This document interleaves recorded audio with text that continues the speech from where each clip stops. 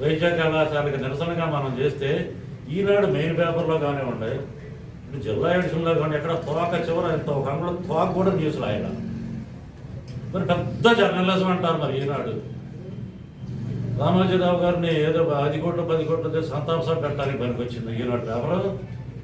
రాయరా? ఇది జర్నలిజం అంట. ఆయన గొప్ప జర్నలిజం అంట. ఆయన గొప్ప జర్నలిస్టు. ఆయన ఎక్కడ జర్నలిస్టు, ఎక్కడ చదువుకుంటే ఏదో కోట్లు వచ్చిన పేపర్ పెట్టాడు, ఏదో పెట్టాడు. కనీసం విలేకరులైనా న్యూస్లు రాయాలిగా.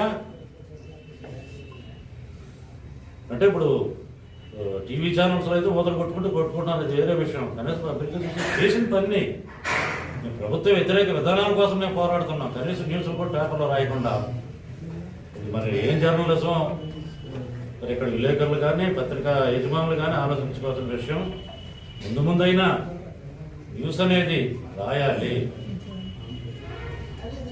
కాబట్టి ఈ సందర్భంగా మరి ఇంకోసారి ఒక మంచి నిర్ణయం తీసుకున్నందుకు పిల్లి వరదాశి గారిని మనస్ఫూర్తిగా అభినందిస్తూ సెలవు తీసుకుంటాను.